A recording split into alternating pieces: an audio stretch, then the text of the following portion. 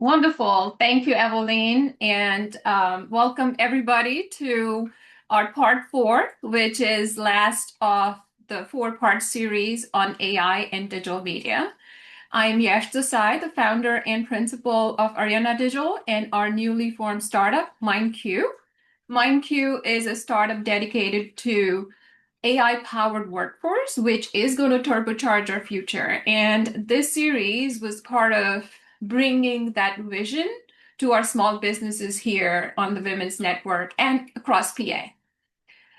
We also have one-on-one HR programs, talent programs. So feel free to go into our web properties and check that out as well.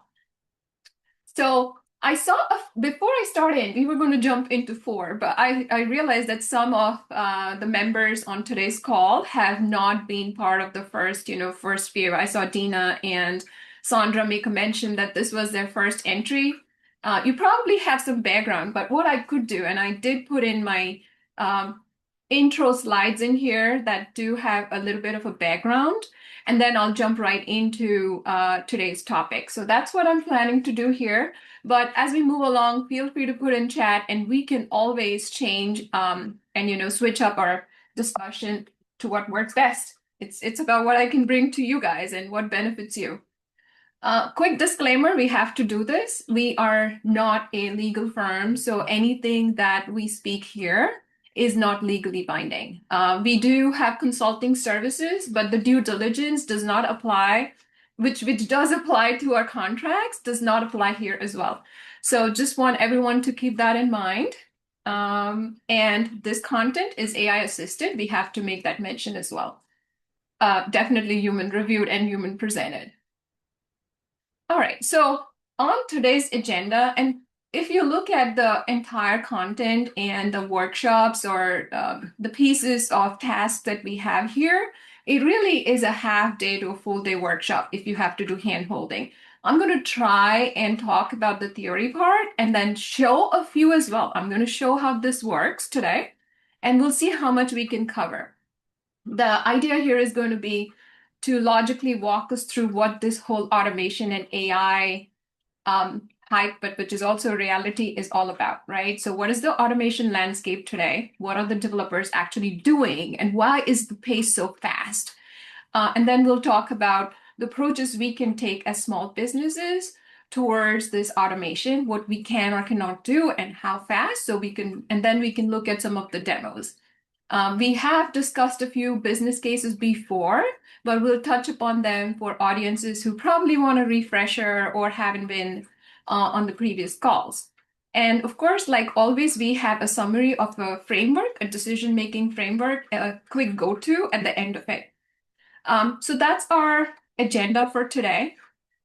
Quickly, to benefit anyone who had not been on the previous calls, what we had covered, and you can drop in notes here if you want me to talk about, in the chat, you can drop in, comments about any specific topic that you would like to see. In the previous three calls, we had an intro where we spoke about what AI is, AI is not. One of the critical slides that, and I'm going to jump to it real quick, from the perspective of small businesses. In that call, we touched upon a risk versus reward approach. And we carry that through this whole discussion because even when you see the tools that I present today and the options that I present today, or we spoke about platforms last time, there is an overload of content. There is an overload of technology. There is an overload of everything that you can or cannot do. And so it just helps to ground yourself in terms of your business and what you want to gain out of this by looking at your risk and return chart. What is it that you want to do? Start there first. What brings the most value to you and your business and to your teams and your customers? Start there first. So this was a discussion we had in our first session. The video is going to be available on YouTube. And then that dovetails into what we will look at today as well in terms of the automation approaches.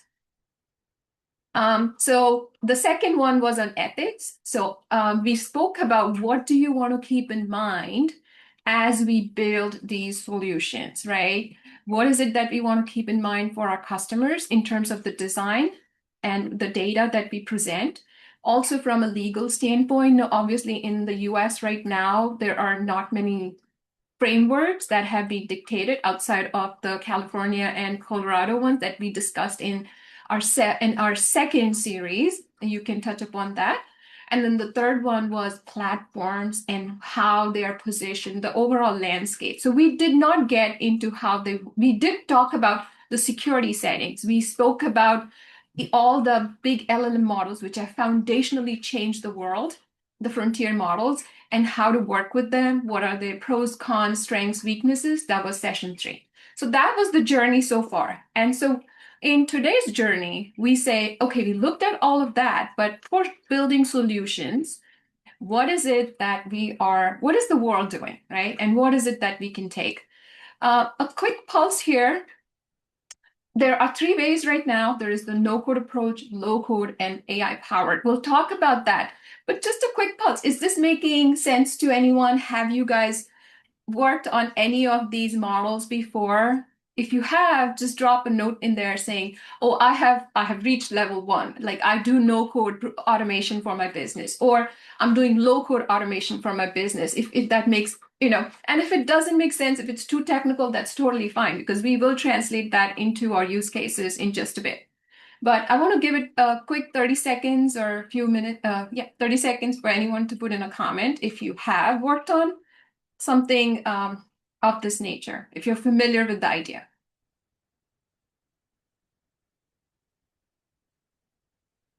Okay, Mabel, I hope I said the name right. Taylor, wonderful. So everyone is at the start of the journey. Casey, low code, perfect. Kimberly, start.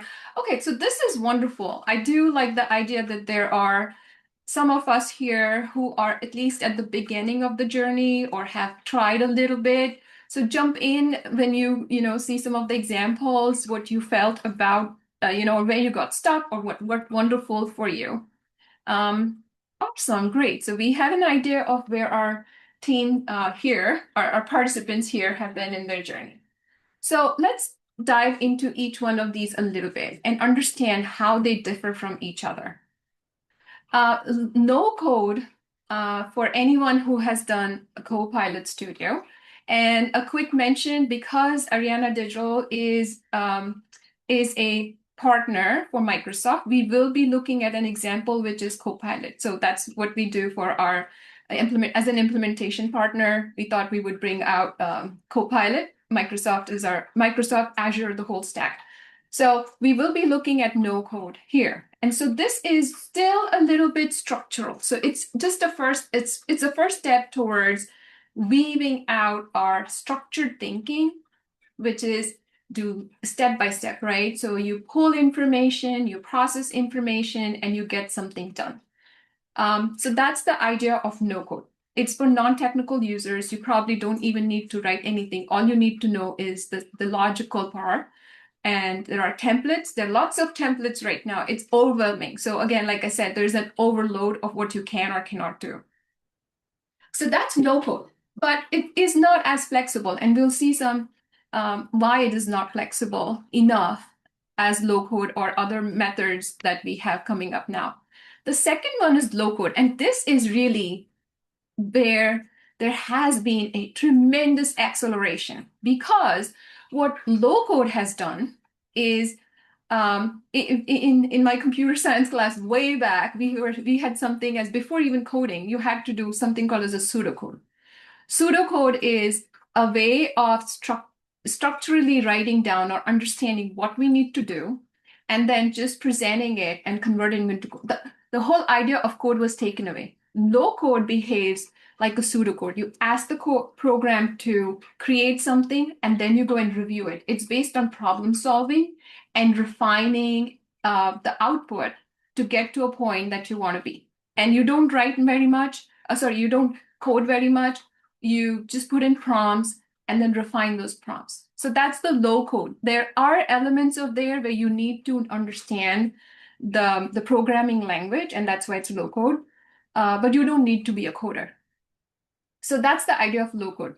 And what this has done is essentially change the dynamic of who can build AI applications and the speed at which we can build AI applications. Literally taking the idea of, you know how we have pen and paper where you can jot down things and you can rip it off and then come back? That's what applications have become because of this idea of low code programming. And AI powered development, this is the AGI, which OpenAI or everyone says, which is taking intelligence to a whole new level where there is really no restriction of what can be tied to each other. And there are some newer examples coming out there where developers are completely having, so OpenClaw is something I mentioned last time. OpenClaw just put out an assistant which can do literally anything you want. Now, there are huge security challenges. So what is holding back for us to get there where the computer can do anything that a human does and more is security and the idea of the ethics ideas that we discussed or considerations. So literally that is what is holding us back on the AI powered coding development part, which we will also take a look at as product developers ourselves. We are into that space. So let's talk about any questions at this point in time. I know visuals will help, but wanted to give that foundation a little bit there. And in here, like we did last time, there are multiple platforms. We are not suggesting, and without knowing your use case and without having done our consultation, we would not say, one platform is better than the other. They're all very competitive at this point in time. But we will talk about Copilot, like I mentioned earlier. Okay, so we spoke about how automation is being done. There is the low code, no code, and all code automation. So that's the technical side of it. How do you do automation? But here is an approach to automation. Even within these platforms or tools which you have available, you will see that there are simple prompts. Prompts are, we spoke about that in our intro session. With a simple prompt into a chat, which is what pretty much 90% of the world does right now, you can achieve so much. You can create content like that you had never created before. You can get it reviewed. So, and that is not even mentioned here. But with that low code, logical step-by-step weaving, what you could do is take the approach of, I don't understand, or I haven't figured out what I want to automate completely. I don't know exactly what to do with my entire sales process, which is step 2, taking a whole process and automating it, right? Start with micro tasks. And micro tasks can be anything from automating your emails for a specific project to, we discussed this in the last time on our last call, which is social media scheduling, or I'm going to demo right now in 5 minutes, a quick task where there's a manual entry, So in our legacy systems, there are umpteen times where somebody's doing data entry, where you have a legacy system, maybe an SAP screen, and you have to copy the invoices data into your modern technology. And there's somebody, a human sitting there. This is one use case that nobody really likes, looking on a screen and pushing that into another screen and typing it out. Can that be automated? Absolutely. So that is a good starting point for a micro task automation, which is extremely boring for a human and also intensive from a work perspective. We'll be taking a look at that use case shortly. Process automation, this is where everyone talks about, oh, let's just take our sales process and change it up. Or we can take order fulfillment and change that up. Can we do that? Yes, absolutely, you could do that. The idea here is start with looking at your repetitive workflows. It doesn't have to be the full picture. I would ideally use an old school method to get our head around it. Do an as-is chart. From there, create a to-be. Like how would you like this to work? And then tie it into the tools or the automation approach that we spoke about. What am I going to need? Do I really need to start designing an application? Maybe not. You probably just need to have 2 agents talking to each other or 3 agents weaved into each other, which we'll see in make.com shortly as well. So that is the example you'll see on make.com. Yeah, and then at the end of it, once you have these micro agents, you have all the pieces that you need based on your logic to tie it together. And competitive innovation. So this is where you completely rethink the industry. And innovation is happening at the pace of, days, if not weeks, well, at least weeks, if not days, right now. And this is where we have invested here. So we did speak about myndQ.ai. It's taking a look at an industry. How are we recruiting? How are we managing our talent? And trying to change that up. There are umpteen examples of innovation in the space completely changing in healthcare. The processes and the tools have completely changed. We probably get operated by bots now, right? Which has intelligence baked into it. So it's a complete change in an industry, or creating a competitive advantage in that regard. That definitely is a new revenue stream option there. And the previous two are productivity based. All right. So questions? Any questions or comments? Please put them in the chat as we move along. So we did take a look at this next slide, just organizes what we said so far into position for some of the major platforms, what they can or cannot do. So let's jump right into the first one here. For the no code, like I mentioned, we will be taking a use case of the manual process with Copilot Studio and show how that works out. And there is one thing I want to talk structurally in terms of how these automation tools are set up. They are in any automation tool where it is no code. What they have done is they have created layers which allows for humans to take their process thinking, their unstructured thinking, and put it structurally. And this is required in that no code transition just because we are so used to structural instructions, coding languages, if, then, what else, like things like those. So for your first step, it is just so much easier if you had a UI where I can drag and drop and I can say, okay, this is my starting point. This is what I want to do. These are my tools that I can put in. And then this is the flow, right? So it's visual.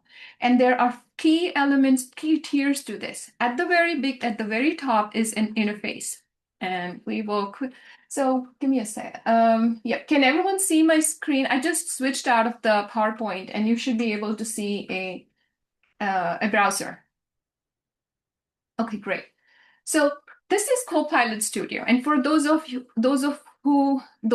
who have started on the automation journey, you might have seen Copilot if that is your stack, or you could have worked in like anything, Salesforce, whatever, right? There are these elements that I wanted to generalize for you on the previous slide so you can quickly switch between tools. You are tool agnostic or platform agnostic if you understand how these tiers work. And usually what you'll see is you have a studio element for the no code part. And in there, you will have a way to start creating your agent. This agent is the thought you had around that small process or a micro task that you want to automate. Now in here I do have a support agent. It's too much to get into today, but I will show you this specific agent, which we have created here. There are tons of templates, by the way, that you can pick and try. Now, in here, you'll see the same stacks that I had on my slide. You will have a UI, which is what you're seeing. And inside of the UI, you have these logical flows where you have what knowledge you want to support. So for all of you who did not attend the first session or even any of the previous ones, AI does not understand anything unless you give it a context. Context is what determines from the whole training data, which is the universe, what is relevant for your answer. So you don't want a random answer. You want it tied or grounded to the knowledge that you have in your business, or you want to create. Either way, you can create a whole new set of knowledge and put it in here, but that's what you ground it to. So knowledge is the textual understanding or data understanding. And this can be done in multiple ways, right? So you can add knowledge through either, in this case, we are on the Microsoft stack, so it's the SharePoint attachment that I have here. It's an example of an SOP. So you have an SOP today, which is like 15 pages long, 20 pages long, maybe 100 pages long. Take that in and put that in as support, because when the agents read this, they know what you're doing today. And in your prompts, or even in your prep prompts, where which we had discussed in first one, which is no automation. You're just doing prep prompts where you're preparing what you want to do, processing. It's called spitballing. There's this term now, it's called spitballing. You spitball with a ChatGPT or a Gemini in terms of, this is my existing process, and you can start with a document like this and say, how do I change that? What would it be best like, if I have to modify? You start there, and then it gives you an idea of an agent. You come here, you put in the context. So this is the knowledge. But knowledge alone is not going to work for you, right? There's actions associated with that. There are also references in our coding language. If anyone has done coding before, there are functions. You used to write functions, and then that used to trigger a database connection, and then that used to do something, right? And you used to structurally tell the bots, tell the programs to do every little thing, and you had to think of every case. In this, no, you don't think of every little thing. You just think at the metadata level. And if you're into technology, you'll hear that AI works on metadata.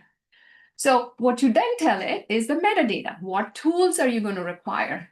So in this case, for our example, we have, remember the use case that we're talking about? You have two websites not talking to each other. One has these PDF kind of invoices coming in. We want previously it was a person sitting and looking at the invoices, turning around, typing it in. We want that to change. And so we have those two, the tool that will look at those two and then convert it together, or rather copy it over. So, and then at the end of it, I do want to be informed, right? Human in loop. So human in loop is an actual task. It's part of the workflow, and it should be designed to be put in. So I want to receive a summary of the message. And so that is another tool. I want to be receiving the message in my team. So if I'm outside having dinner and this bot is running here, I'm not going to log in. I want to receive the message where I am. And that's the change. That is what has changed dynamically. Extrapolate these ideas to what the universe or what our world is doing. And so you will get that in your team's message. You're sitting and eating dinner. The bot runs at 12 a.m. or whatever, 8 p.m. And then you receive that message. So tools are the next thing. Then you can have sub-agents, because we did speak about the idea of weaving in those micro tasks. So you can have sub-agents. These can be just simple prepping agents, prompting agents, right? Or it can be tie-down agents, or it can be agents that do small pieces of work. That's where your design thinking will come in. So what has gone out of picture, and people who need to reskill, are the ones who are working on coding. Now they need to work on design thinking. And all of us in general should be able should at least familiarize ourselves with how these work. And it can be at this level of just no code. Don't have to go all the way to full coding. You can if you would like, or if you want to. And then topics. So these are just initiation points where, if you want to work with the bot, like, you start a dialogue, right? These can be a set of prompt templates that you can put in here. Or the real idea of putting this in here is for the tools, while I'm having this chat, right? And I'll start the chat here. While I say something, how does the bot connect my invoice processing to this tool? It's based on the topics. So if you have an order processing, you see I put in send invoice for review as a topic. Anytime in that discussion, if it says send invoice for review, now that topic will trigger a thought for the main agent, to call a tool. And that tool, which you're already equipped with, is the invoice processing tool, which does the copying part, does the action.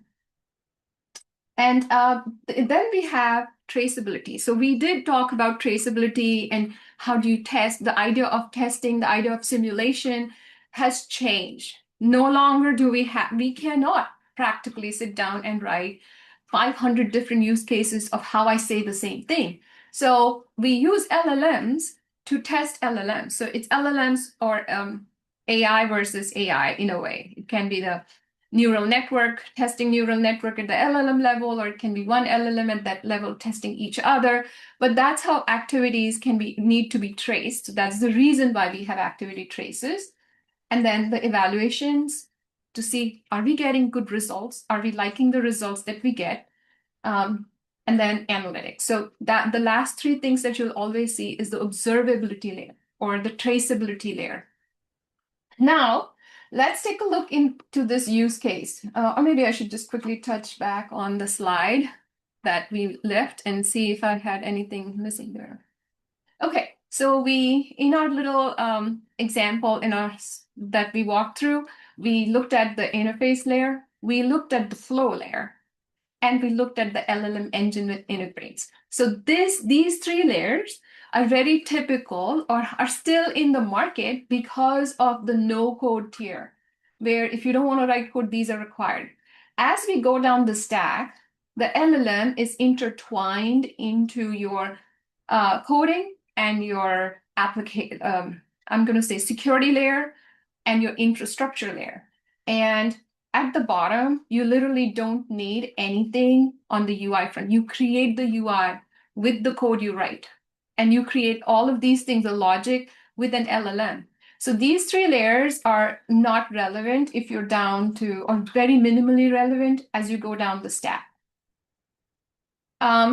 If you're highly technical, you'll probably want to check into the depth of security models through integrations, how those are set up, how connectors are set up, how MCPs are set up. So these are the new technology pieces that have come into the market just to make this whole thing work.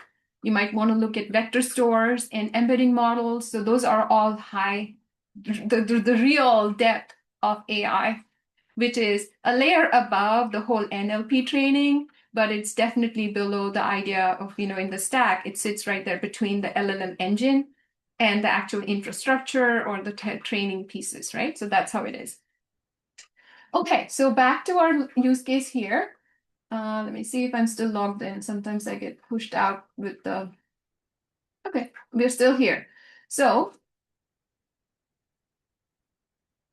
let me show you the two screens that we are going to show this example. So I did pick a test screen because I didn't want to create one with which our partner Microsoft, or we are their partner, provides us. And these are the two screens, very typical. You might have like an old invoice hub. Invoices come in from all different vendors, and they come in different formats. They come in PDFs. They could come in text, whatever, different look and feel. So this is just a simulation, of the PDFs. And this could be, we have amazing document readers now. They can read pretty much like unbelievably complex models. They can read, understand, and create. So here is just an example of how the invoice comes in. The agent is going to go into this URL. It's going to then do the steps that I just did, the manual click steps, and take a look at, it can even do the filtering. So I'm going to give it a filter saying, do it, run this process for, like, let me say last 24 hours as an example, right? And then it's going to take that and put it into my invoice database, which can then be tied into analytics, which can be a whole different agent if you want to start tying agents into it, right? So yeah, let's take a look.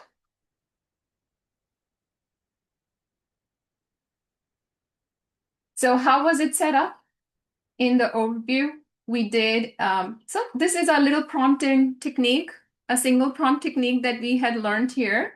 It sets in very clear terms what is the objective of this agent.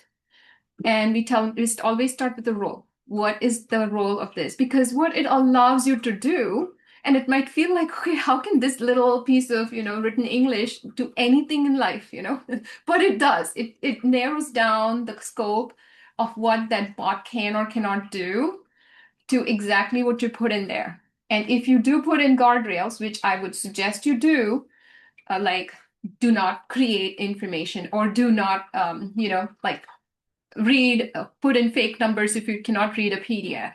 So things like those can be put in there. And the LLM agent will know to follow those guardrails. Those are important guardrails to put in. But what we have here is the role, the responsibility that we just outlined, which is you are a finance team.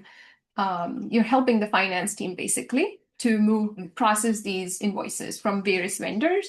The problem being what we just stated, that there are high volumes of these PDFs, and we need a solution which is outlined in access filter. So we will access those websites, we'll filter on those websites, click manual clicks, and then read those invoices and process them. So you can always go in and make more edits to this by simply clicking on this here. We already spoke about and touched upon the knowledge. Now it is super important. So web search, in this case, we did not need web search, but there are lots and lots of research use cases, for example, or social media being in digital, where you would need to do the web search. So you can always enable or disable the bot from taking a look at that. And in knowledge, I didn't show you, but here, there are multiple of these inputs that you can bring in. If you have legacy, if you can actually connect your own website to it, if you are doing research and you want a competitive analysis, you can always say, okay, public website, this is my URL. Now, all the information that you do in a competitive analysis, bump it up against this URL. And these are the connectors.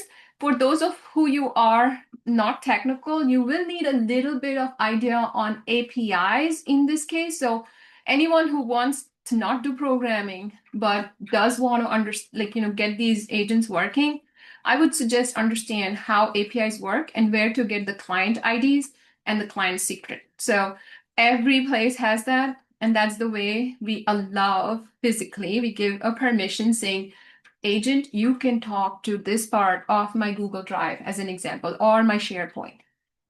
Okay, so when you try to connect to something, it'll always ask you to set up this connection. It's not connected. You have to do these OAuth. So learn OAuth as a starting point if you want to get into automation. I'm not going to, client secret, never, ever, ever give it out to anyone. Those are absolutely the best place for a hacker to come in and run attacks on your LLMs.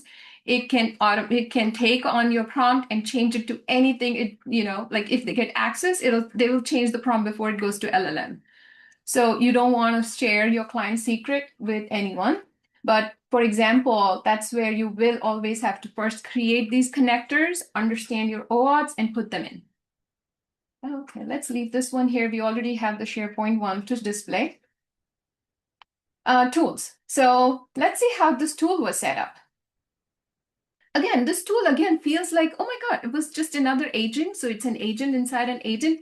Kinda, yes, it is. But this tool is catering to an action. So you separate out the logic and the activity. So there's activity, there is logic, what you want to do, and then there's an action that you want to do. So you separate that out. Then there's a topic, a trigger. So you separate those things out, and that's how you outline it so that it works in conjunction. So this one is using a model that is computer use agent. So remember, if you go down to the very core of what has changed, we have the textual models, we have video models, we have multimodal models, we have voice models. They each have been trained on immense amounts of data to be able to do certain things. Computer use models, which are growing it's a fast growing pace, are the ones who can read screens and understand clicks and understand data. They literally are us, watching a screen and clicking on it. So we are going to use a computer using agent. You can always change that. Remember in the first piece, I was actually showing Claude. And we can go back to it in just a bit. So on the textual piece, I was using Claude, which is going to run the logic. And then inside the tool is the action model, which is the computer using model. So it's very important to know which model to choose for what action you really want to do at this point in time. And then in here, under the instructions, we have those two websites, and we are saying, okay, you can filter on them. You always set a default because LLMs are unstructured. And they can hallucinate, they can fail, they can always, but so you always need to have two things kept in mind. a human in loop at some point before it goes out to where it matters to a customer, and you can always put in a default. If it fails to do the filters for whatever reason, it should still be able to process or take a value from you. And yeah, and so those two instructions, we've gone through this before. In here, we can quickly test and see just the tool. And I'm going to try and see if I can do it. The best part is, even within when you're writing these instructions or prompts, now everybody, this is a standard design practice. We have it on myndQ. It allows you to use AI to talk to AI. And so Instruction Builder is one of those here. Now test. Let's see how the test works. This is a test not on the logic. This is a test just to see if I'm able to actually, if the bot, the agent, is actually able to use the tool. Is it able to see those two links which we provided? Are they accessible? So it is advisable to do unit testing or tool testing or activity testing as you go along, because without which you won't be able to do any kind of debugging, right? And debugging is, again, a very technology term that developers have been using, but you do need to test and understand the pieces, or you're going to be frustrated not knowing why it's not working. Oh, yeah, we have access. Okay, cool. So it can see the machine. It is a virtual machine that it connects to, and that virtual machine then goes to the internet, and now the virtual machine's working. So let's stop. And if we had any additional inputs, you could add them here and then link them up. These are like topics. Inputs are like topics. Topics are for the LLM. Inputs are for the tool. These are parameterized. So if there are parameters going in, you can always put that there. Now, machines, this is where we had to say, okay, what am I, again, remember, this is a vision model. It's a vision model with access to a browser. In the back, it actually goes into a virtual machine and does all this work. So setting that machine up is very important. And yeah, on HTTPS for security. So some of these things you can either just ask an LLM saying, hey, if you don't understand something, just ask another LLM, a helper, saying, I'm trying to do this, like what goes in here? And an LLM, an AI agent, like a ChatGPT or a Claude will actually be able to help you. I don't know if you can see here, I do have Claude over here, which jumps in to help me if I ask. I have Gemini here. Can you see that? Yep. Gemini will jump in to help me if I have to. Now beware your data. Do not turn them on, take them off if you're having something confidential. I do want to say that clearly. Okay, so let's go to our next step. Another summary. We spoke about this topics. We had touched upon that, the activity. Now it's time for us to jump to where we can test this and see if this really works, before we start publishing. And in this flow, there was something else that we had set up. One was in the agents. Okay, actually here, where was it? Yep, in the tool, we had the summary message. So it technically should be able to take inputs from Teams. It can read a channel. So I can send a message into Teams channel saying start the process if it's not on a schedule, or you can set up a schedule. So those could be your triggers. But at the end of it, it should be able to send a summary. So we have to see if our test is going to say good, okay, for these two things. And that's what we're going to do next. Settings here, before we do that, are the settings of what this whole agent overall is capable of, what security you want to set up, and what connections you want to allow. So for the tools, there are connections that I had to set up to my Teams. And I had to give it permissions. And that's why it's available as a tool. It's not going to be available just out of the box. So connections, again, we spoke about all the platforms last time. Connections are super important. Skills. Do you want to use voice? Do you want to use a specific skill that you have developed? So these are all advanced considerations if you get into this in a lot of detail. All right, let's start here. So test. this is the first entry point. I'm just going to say, hi, please start. And this is me typing in front of you. So let's see what this happens, right? Classes for the last 24 hours. And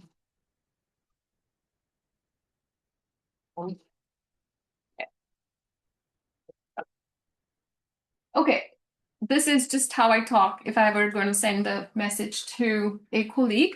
So let's see in this testing if our bot is able to run through this. Now in here, the test actually walks you through every piece and visually shows you how it's doing the work or not. And this just is because I can't pull up my teams. I can't show you like every little database right now. So I'm presenting this to you here. But as soon as this test passes and you create publish, it will take from your actual Teams message, be it a channel or a chat. It will post back to your Teams or channel. It will test out, can it do it on this chat at this point. So it says I've started and it's running. Okay. This may take a few minutes and we could come back to it. But I also did something yesterday. So I did test this before the call. I wasn't going to jump into a live demo without testing it. So let me see if I can pop open a recorded demo of this process. But it does take a while. It's queued and ready to proceed. So where did it go? Give me 1 second.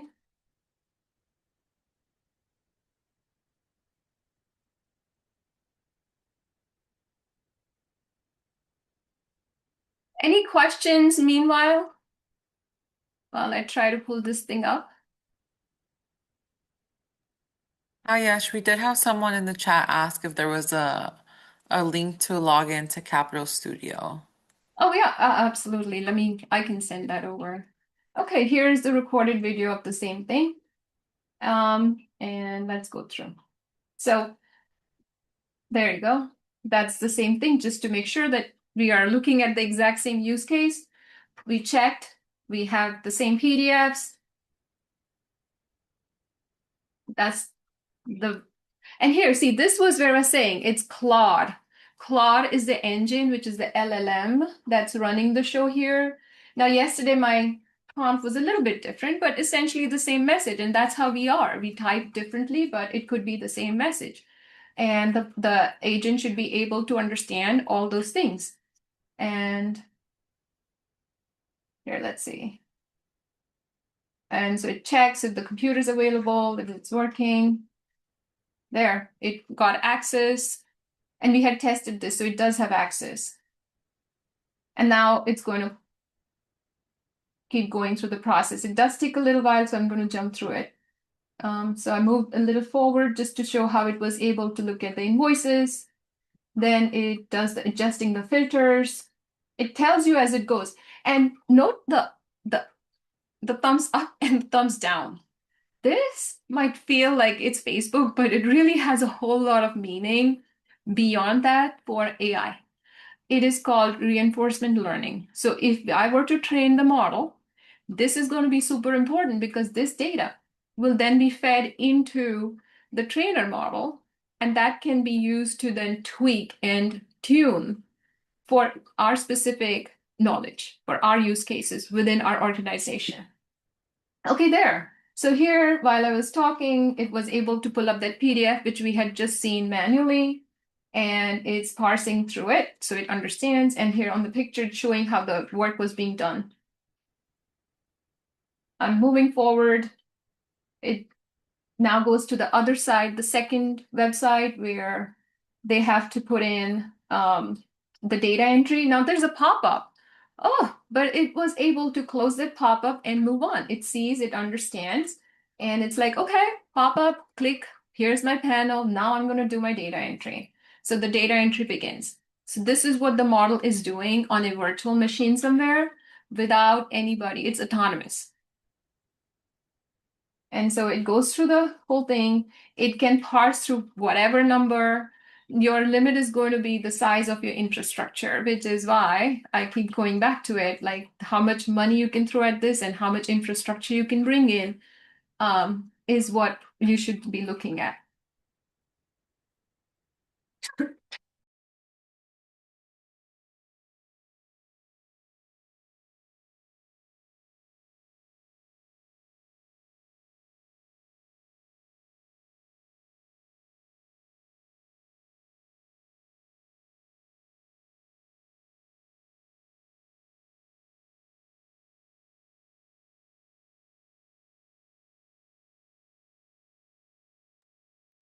Sorry, just a little cough.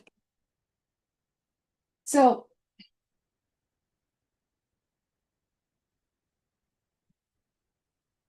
all right, so we saw that. And if you were tracing what happened here, you were able to see how it went through the whole process, right?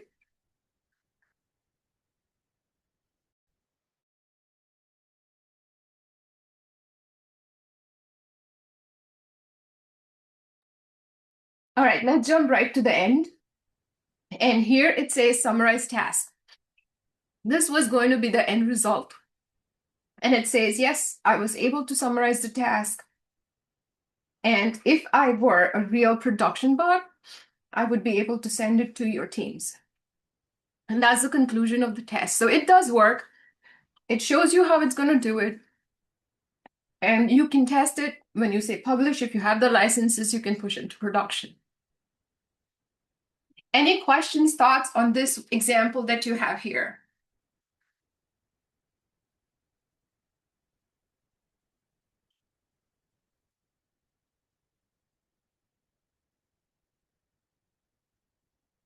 None?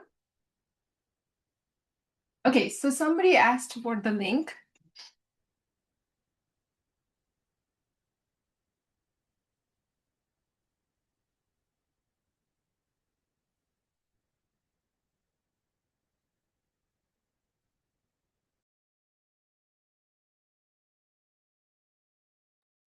Okay, so the link is in the meeting chat window now. And let's move on to the next piece. So in this, this was the no-code demo. We do have a few more minutes here, so I'm going to talk about the low-code pieces. So let's move on to make. Oh, also in the back, you can do a lot of traceability and checks on the activities with Copilot. But let's switch to, so this is prompt-based scaffolding of an app. So this is where we say it's low code. You start with the prompt, and I will show you an example, which I just started for, this is a demo purpose. So it's a toy example, but it shows you how things can be done. Let's say you're creating a website and you wanted to take pieces from 5 different websites as an inspiration and then create a new website and then modify it from there, right? So it's a scaffolding. You can do tremendously well with creating real life applications in minutes. And one of the examples that I started here with was very simple. I said, this is my first prompt. I went in there and I said, because if I want to modernize my website, I don't want to like start prototyping every piece. I want to start from where I have for Ariana Digital and then grow it or add to it or subtract or, make those changes and then republish into my server, right? It just allows you to keep that thing moving. So my first prompt was as simple as copy Ariana.digital to a React website. So we are a WordPress. If I wanted to move it to React, I can say technology. If I don't care. With lead capture forms and maintain SEO. That's the starting point. This is the definition. And it ran through the whole website and created a initial model for me. I was not happy because it's not on brand at all. So we can then start probing it to make changes, saying, oh, my brand is, okay, I'll just do something right now and see what it does, right? So we'll say our brand colors are, and I can just give in my hash colors, which is FF.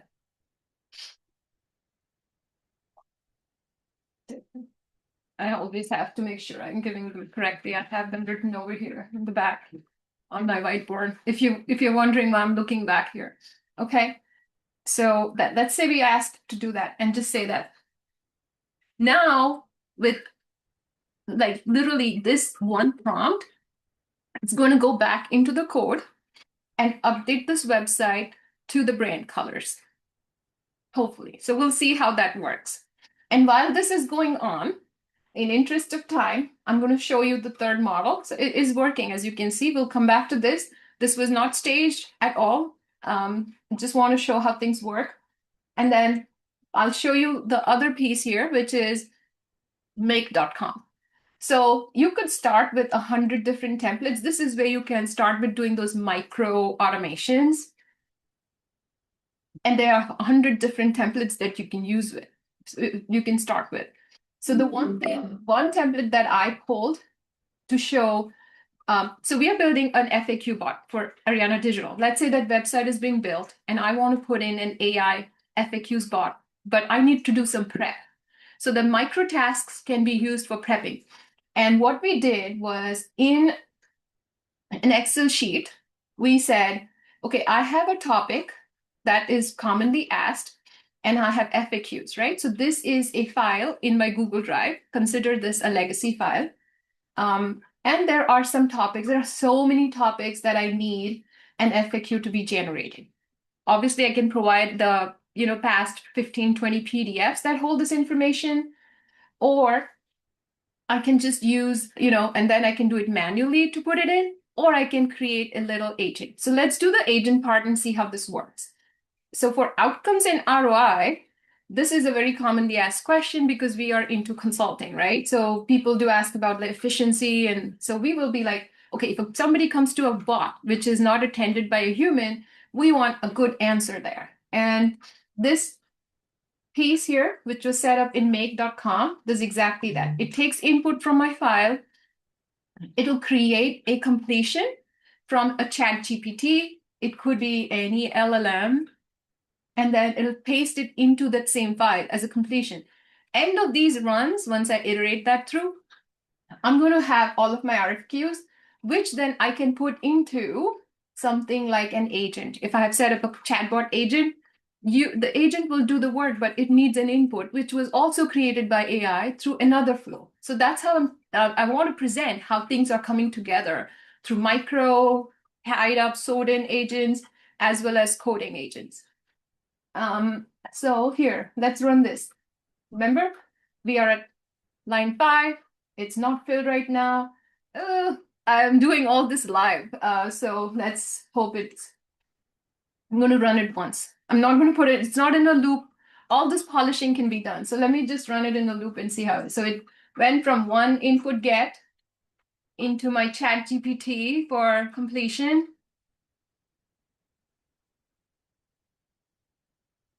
It's running to the completion right now.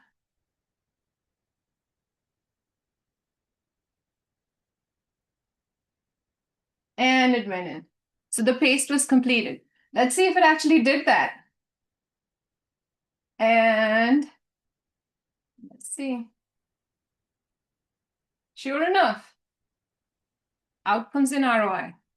You have a whole RFQ ready to be put into a chatbot who will answer questions. See? So now differentiation. That wasn't done. I could rerun that, or I can just create a loop. Now you get the point, right? So this was just to elaborate and show you how these agents are working in reality. And then back to our, as a last little thing here, back to our prompt on,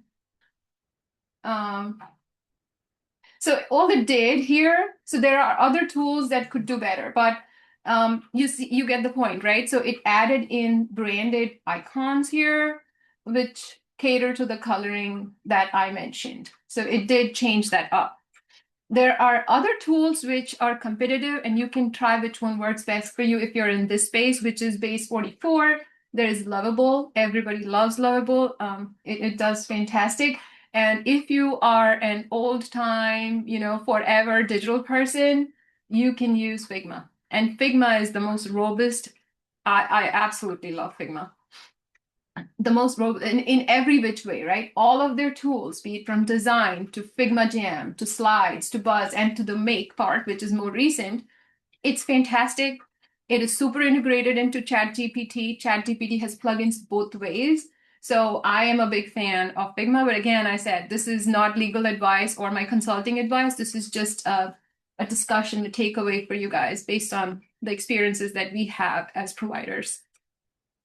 All right, so I hope I went through a whole bunch of stuff on all of the three pieces, giving you an idea and example, working live examples where possible of what this whole AI automation entails. What I haven't shown you is the last piece, which is very code-based. If you are into coding, if you're into Cursor, like, you can use Cursor, you can GitHub, you can use Claude, Vercel, like all of those coding platforms to create infinite possibilities with AI. What we touched upon on visual were the first two, which is no code and low code. Now, in the last minute here, I'm going to just come back to a slide I wanted to show. And so we looked at this. You have the slide for reference. And then just to summarize this, what we discussed, where you want to start. Always easy to go with no code and low code, start there. And then from there, you can decide what you want to do next. And we have always looked at use cases, so I like to tie them into potential ideas for you guys to start with. Also, since this is not a full day workshop, we typically do these hands-on tasks for workshops, which you can take back and try them out now that I have shown you how things work. And the link, by the way, so Noor, the link is to Copilot Studio is right there in the chat now. You can utilize that and the template here to get hands-on. I have one more for May and the last one here. If you really get into coding, this is something you can try. The place that I haven't touched upon yet. All right, with that, we conclude our session 4 and the series. Hope you guys have built a lot of confidence around AI in the 4 areas that we touched upon: introduction, ethics, all the platforms, the landscape, as well as automation. And this is literally where we are today as AI.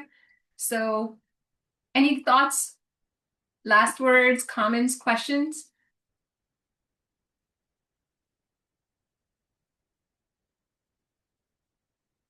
If this helped you, I'm glad. And thank you everyone so much for your time and your attention. Take care. Thank you, Yash. Thank you for leading the series, and you're getting a lot of thank yous in the chat. So this was all very informative. And again, thank you so much for leading our February series on AI and digital media. All right, folks. Keep an eye out on your email. I will be sending out the slide deck and the recording from today's session. And we saw a couple of folks joining for the first time. So I will be sending out recordings from the previous series or the previous workshops on this series. So keep an eye out for that. But that being said, thank you so much and have a great rest of your week. Thanks, Yash. Thank you, everyone. Have a good day. Bye. Bye.